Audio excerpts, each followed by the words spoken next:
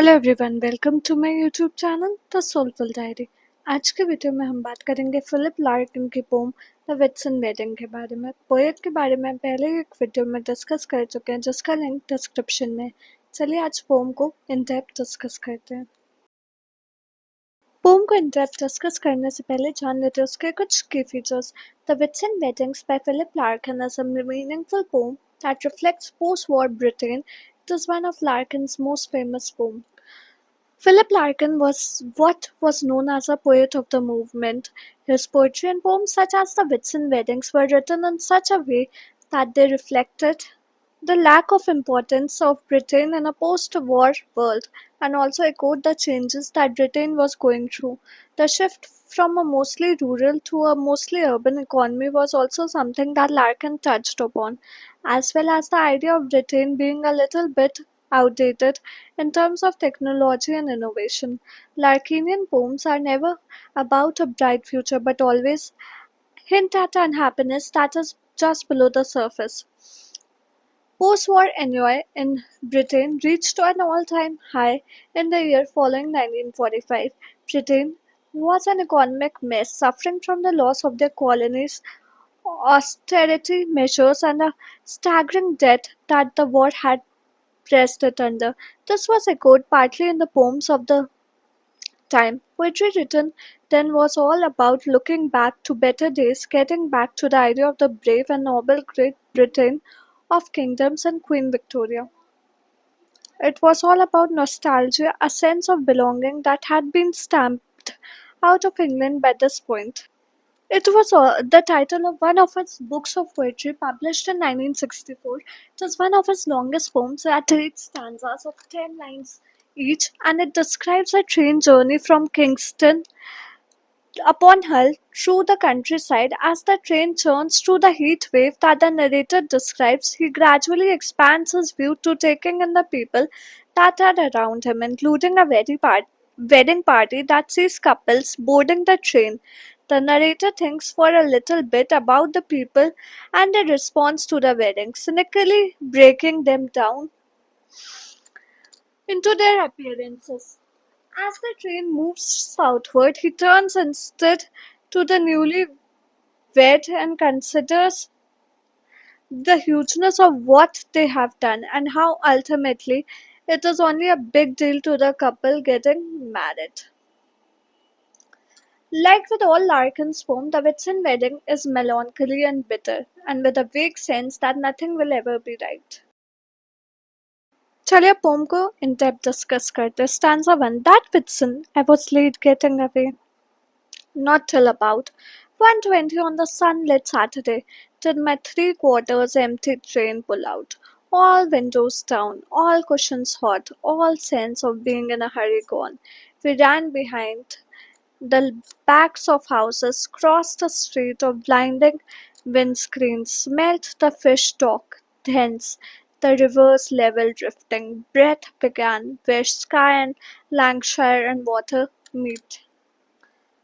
The poem focuses on microcosm worlds full of the daily hustle and bustle of people getting about their business. In the opening, the narrator's life is measured in numbers 120 for time, three-quarters empty for the train. He creates in the space of a few lines this world that at once seems both important and hurried, as well as empty and slightly sad. Larkin also had a tendency to write on trains for quite a few of his poems, as he found that this gave him the opportunity to observe life without practicing in it. Larkin has always been first and foremost an observer and a note-taker of life, a librarian of the moments, but not really taking part in it. Stanza 2 All afternoon, through the tall heat that slept for miles inland, a slow and stopping curve southwards we kept. Wide farms went by, short-shadowed cattle, and canals with floating of industrial froth. A hot house flashed uniquely, hedges tipped, and rose, and now and then a smell of grass displaced the reek of buttoned carriage cloth. Until the next town, new and nondescript, approached with acres of dismantled cars. English countryside was considered both in poetry and beyond to be some of the most beautiful that the world has seen.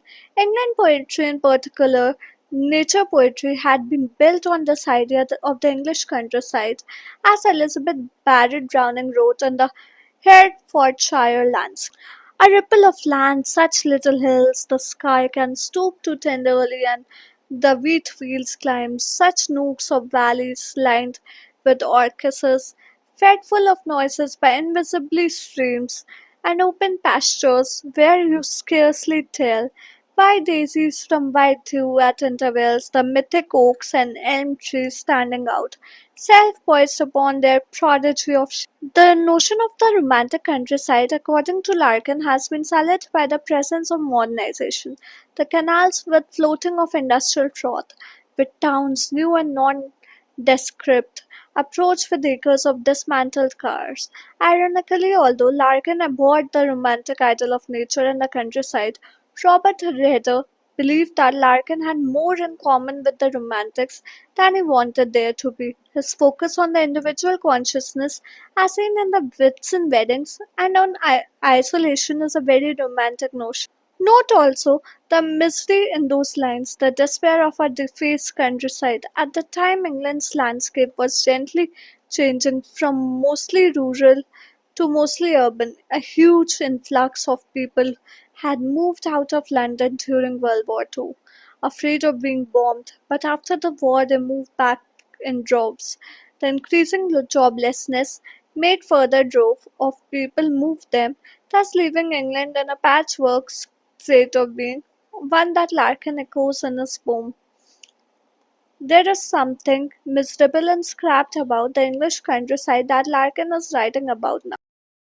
Stanza 3. At first, I didn't notice what a noise the weddings made. Each station that we stopped at, sun destroys the interest of what's happening in the shade, and down the long, cool platforms, whoops and skulls. I took for porters, larking with the emails, and went on reading. Once we started, though, we passed them grinning and pomaded girls in parodies of fashion heels and veils, all posed irresolutely watching us go. Larkin believed that he needed to be aloof in order to write poetry, which was chiefly concerned with man. However, Larkin had a general distaste for the people he saw, labeling, for example, people as sullen flesh, inarticulate and aging and bitter. He is too aloof from the audience he wants to communicate with. Note the way that he refers to the girls in parodies of fashion, heels and veils, all posed irresolutely, making them into waxwork people, making them frozen in place, and more like mannequins than human beings. Stanza 4. As if out on the end of an event, waving goodbye to something that survived it. Struck I leant more promptly out next time more curiously, and saw it all again in different terms.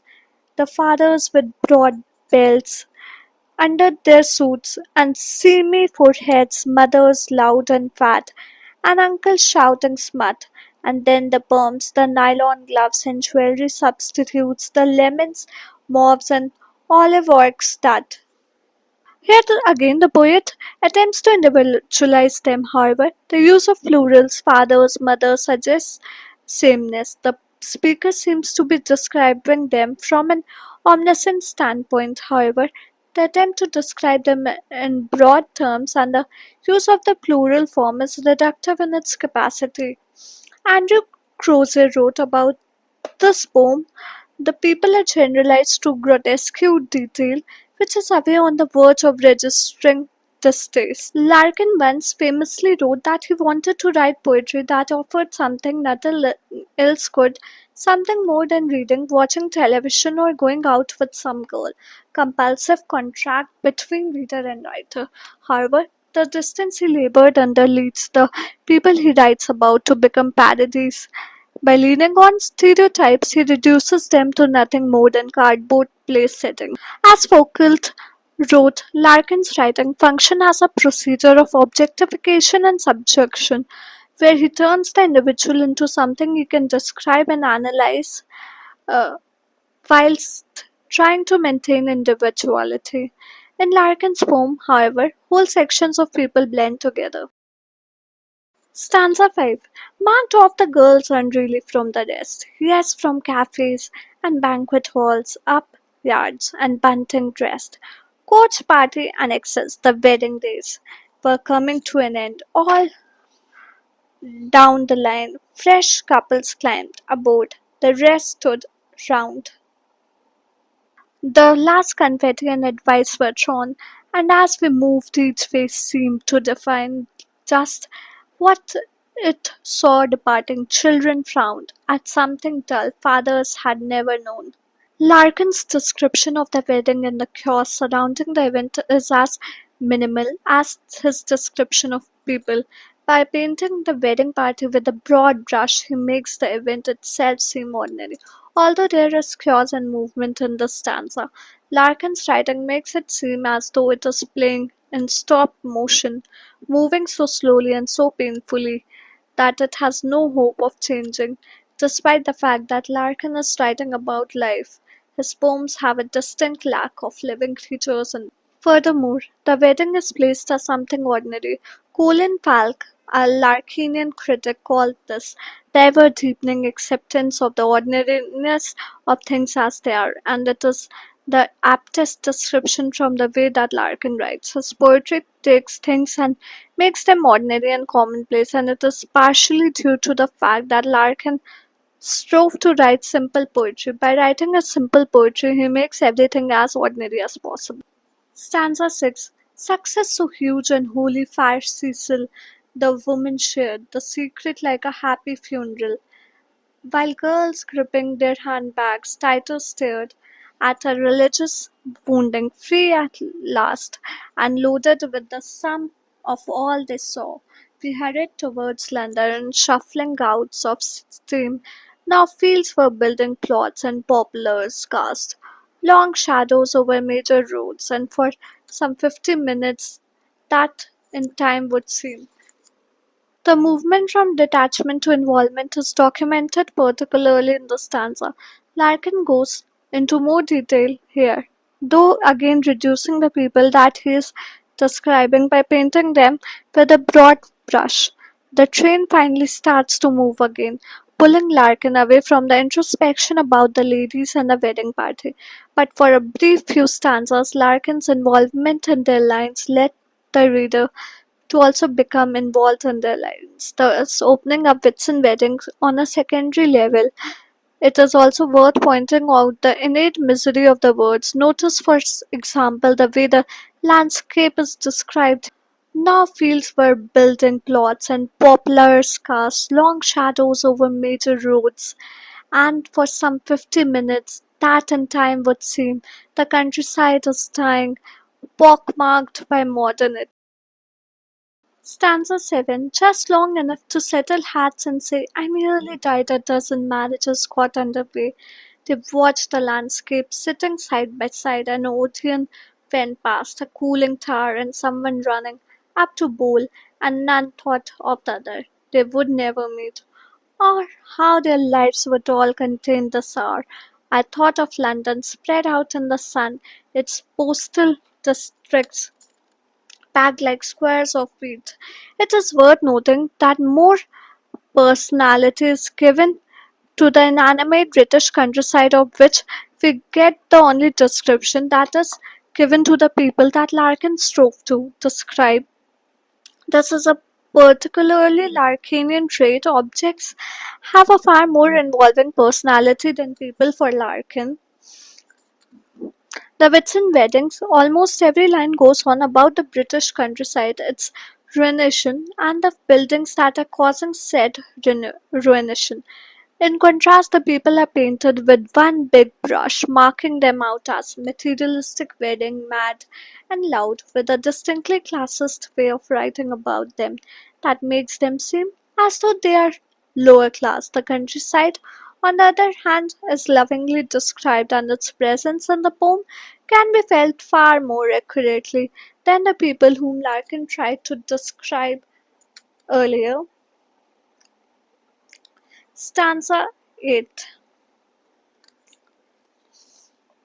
There were there we were aimed, and as we raced across bright knots of rail, past standing pullman's wall of blackened moss, came close, and it was nearly done. This frail travelling coincidence and what it held stood ready to be loosed with all the power that being changed can give. We slowed again, and as the tightened brakes took hold, there swelled a sense of falling like an arrow shower, sent out of sight somewhere becoming rain. For Larkin, the poet depended on his readers, and when a poet is abandoned, it is not entirely the reader's fault. Modernism gets the blame for making poetry too obscure for the average reader, thus lessening the poet's range.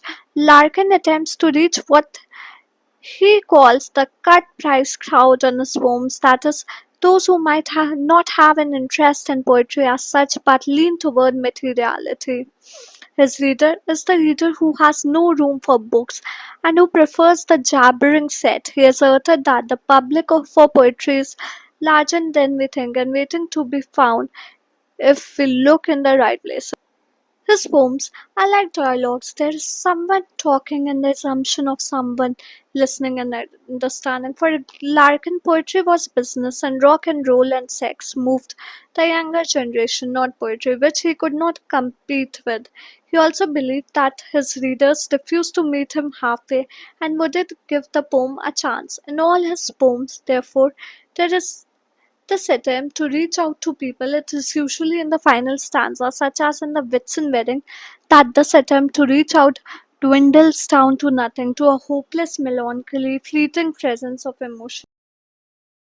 Poetic devices. The Whitsun Weddings by Philip Larkin utilizes several poetic devices to convey its themes. These include alliteration, enjambment, caesura, simile, metaphor, and symbolism, which contribute to the poem's distinctive style and meaning. Alliteration. Larkin employs alliteration to create subtle sound patterns and emphasize certain words or phrases. Example includes slow stopping southwards, line 13, short shadowed cattle, line 14.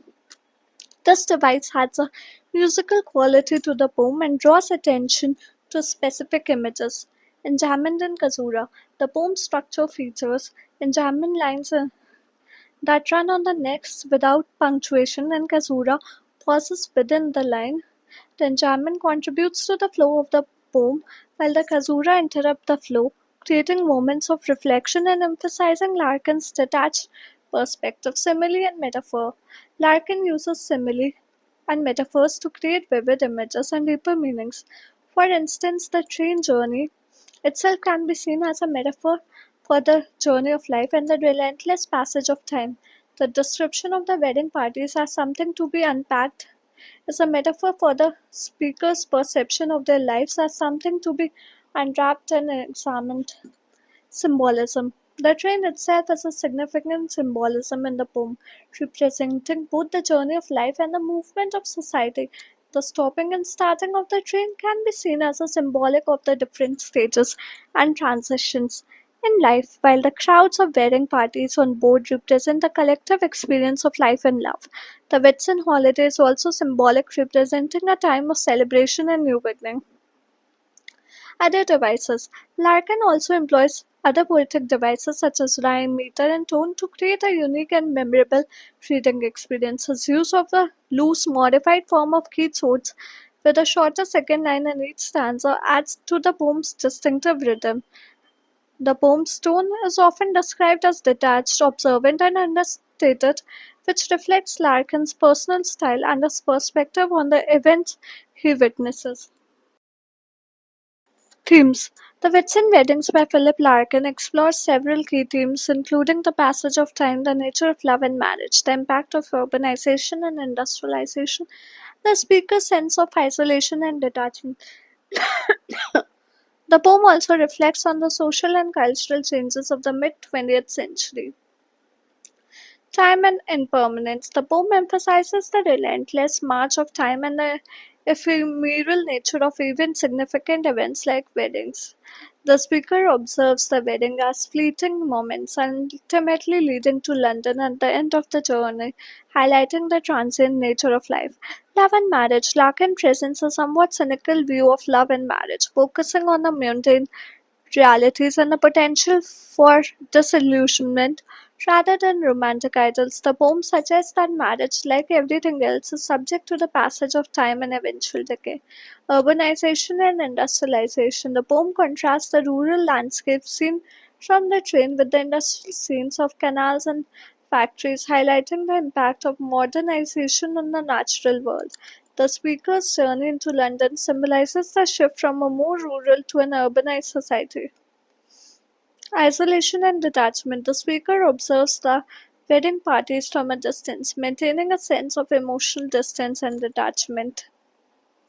This theme of isolation is further emphasized by the speaker's final arrival in London, where the frail traveling coincidence of the wedding ends.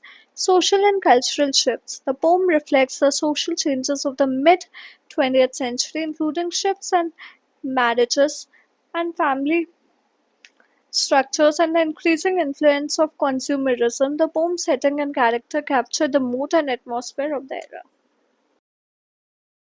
Thank you. I hope आज की video आपको पसंद आई। कैसी लगी हमें comment करके बताएं और हमें ये भी कमेंट करके बताएं कि आप आने वाली वीडियोस किस टॉपिक पर देखना चाहते हैं। अगर वीडियो अच्छी लगी तो like share and subscribe to my channel. मिलते हैं कल एक और इन्फॉर्मेटिव वीडियो के साथ।